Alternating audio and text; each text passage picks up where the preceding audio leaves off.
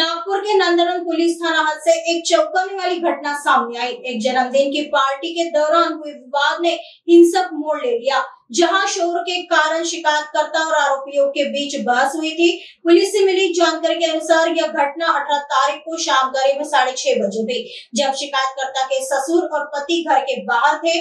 तभी पड़ोस में रहने वाले 4 लोग हाथ में कुल्हाड़ी और लोहे की छड़ जैसे हथियारों के साथ वहां पहुंचे।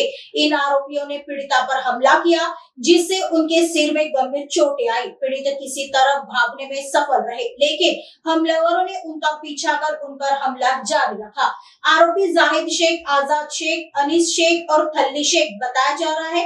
पुलिस ने तुरंत कार्रवाई की और 3 आरोपियों को गिरफ्तार कर लिया। पुलिस अब फरार आरोपी की तलाश कर रही है और आगे की जांच नंदनवन पुलिस कर रही है।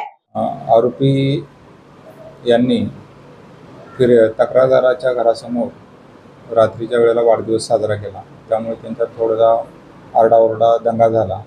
त्याचा त्रास तक्रारदाराला झाल्याने त्यांनी त्यांना हटकल्यामुळे त्यांना आलेल्या रागामुळे त्यांनी त्याच्याशी वाद केला व त्याला धमकी दिली आणि ते तेथून निघून गेले। सदरची घटना ही त्याच ठिकाणी थांबलेली होती आणि त्यानंतर दुसऱ्या आणि तिसऱ्या दिवशी पुन्हा त्यांच्यामध्ये शाब्दिक वादविवाद झाला, परंतु याबाबत फिर्यादीने कोणतीही माहिती पोलीस स्टेशनला दिलेली नाही। दिनांक 18 तारखेला संध्याकाळी 6:30 वाजताच्या दरम्यान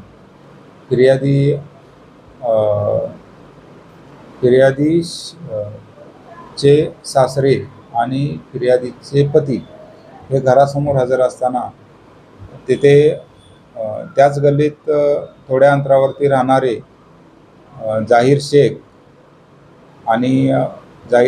आजाद शेख, अनीस शेख आणि थल्ली शेख असे 4 आरोपी त्या ठिकाणी आले।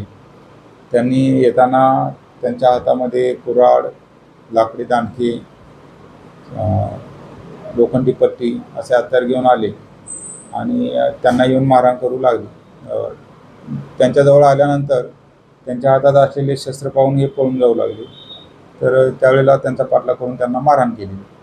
डोक्यामध्ये मारहाण झालेली आहे, गंभीर जखम झालेली असल्यामुळे पोलिसांना जशी माहिती मिळाली तशी पोलिसांनी घटनास्थळी जाऊन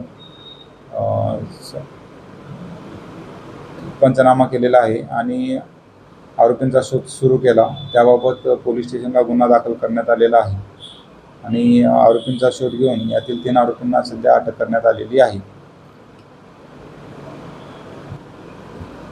यामध्ये 3 आरोपींना अटक करण्यात आलेली आहे। त्यातील एक आरोपी रेकॉर्डवरचा आहे आणि त्यांच्या विरुद्ध सध्या ते आरोपी अटकेत आहेत। 3 दिवसाचा पोलीस कस्टडी रिमांड मिळालेला आहे आणि पुढील तपास चालू आहे।